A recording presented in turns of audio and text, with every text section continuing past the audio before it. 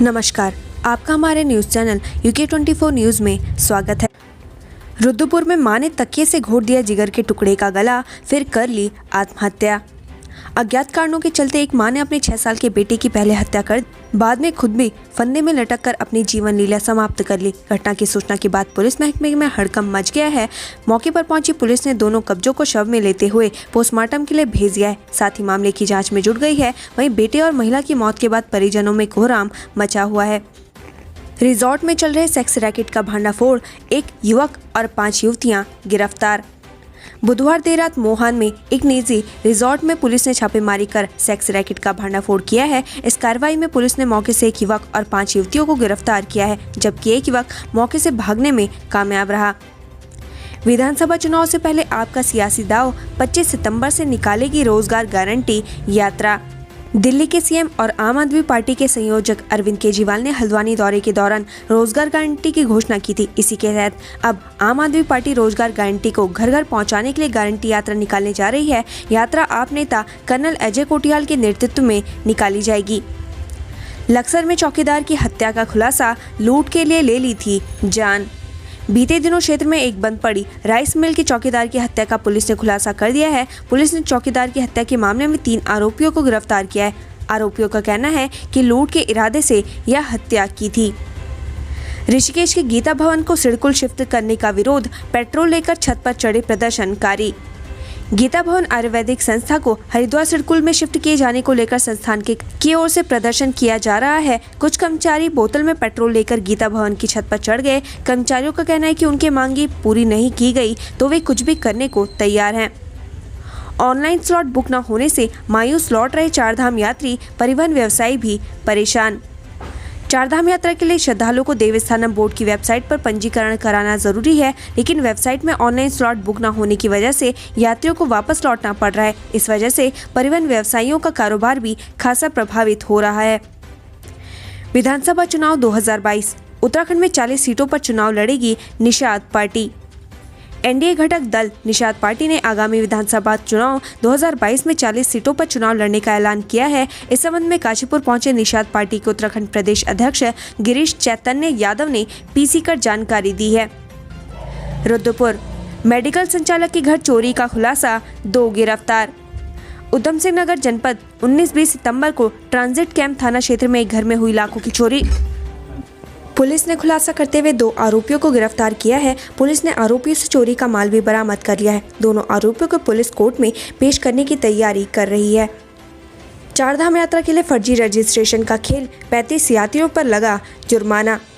चारधाम यात्रा के लिए फर्जी रजिस्ट्रेशन का खेल भी चल रहा है। ऐसे में 35 यात्रियों पर जुर्माना लगाया गया है। फर्जी रजिस्ट्रेशन वाले यात्री पिछले 3 दिन में पकड़े गए हैं। राष्ट्रपति और उपराष्ट्रपति से मिले राज्यपाल गुरमीत सिंह, प्रदेश के विकास कार्यों की दी जानकारी। उत्तराखंड के राज्यपाल लेफ्टिनेंट जनरल गुरमीत सिंह ने गुरुवार को राष्ट्रपति रामनाथ कोविंद और उपराष्ट्रपति एम वेंकैया नायडू से मुलाकात की। आईटी सेक्टर की लाखों की नौकरी छोड़ इस युवा ने खोला रिजॉर्ट, ग्रामीणों को दिया रोजगार।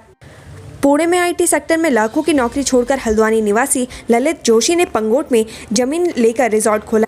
इसके जरिए ललित स्वरोजगार तो कर ही रहे हैं, साथ ही गांव के युवाओं और महिलाओं को रोजगार भी दे रहे हैं। देहरादून में जमीन के विवाद में खूनी संघर्ष, 2 पक्षों में जमकर चली लाठियां। प्रेमनगर थाना क्षेत्र के जनरल विंग तहसील क्षेत्र में 2 पक्षों में लाठी डंडों से मारपीट की घटना सामने आई है। पुलिस ने बताया कि दोनों पक्षों के बीच चल रहे जमीनी विवाद के निस्तारण के लिए तहसील कर्मी आए थे। आरोप है कि इस बीच दोनों पक्षों में मारपीट हो गई, जिस पर कार्रवाई करते हुए पुलिस ने दोनों पक्षों के खिलाफ मुकदमा दर्ज किया है। कांग्रेस का वादा, गैरसैंण को बनाएंगे स्थायी राजधानी, आपको बताया आरएसएस की बी टीम। उत्तराखंड में विधानसभा चुनाव नजदीक है तो नेताओं के दांव और एक दूसरे पर आरोप प्रत्यारोप का दौर शुरू हो गया है। कांग्रेस नेता और राज्यसभा सांसद प्रदीप टम्टा ने बागेश्वर में जहां गैरसैंण को स्थायी राजधानी बनाने की घोषणा की है, वहीं उन्होंने बीजेपी और आप पर भी जमकर निशाना साधा। दिल्ली और यूपी पुलिस का वांटेड 25 लाख के स्मैक के साथ गिरफ्तार। दिल्ली और यूपी पुलिस के वांटेड बदमाश को नैनीताल पुलिस ने हल्द्वानी से 225 ग्राम स्मैक के साथ गिरफ्तार किया है। बरामद की गई 225 ग्राम स्मैक की कीमत अंतर्राष्ट्रीय बाजार में 25 लाख रुपए के आसपास बताई जा रही है।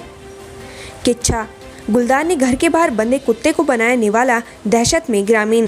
उधम सिंह नगर के रुद्रपुर के ग्रामीण क्षेत्र शांतिपुरी में गुलदार ने घर के बाहर बंधे कुत्ते को निवाला बना दिया। घटना के बाद ग्रामीणों में डर का माहौल है। वन विभाग ने भी गाँव में गश्त शुरू कर दी है। वन विभाग लोगों को जागरूक भी कर रहा है। नैनीताल एसएसपी ने 43 पुलिसकर्मियों का किया तबादला।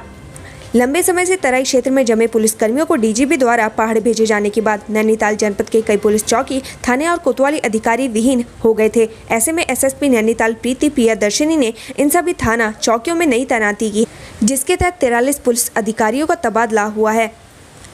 उत्तराखंड के एप्पल को मिलेगी अंतर्राष्ट्रीय पहचान, आयोजित होगा सेब महोत्सव।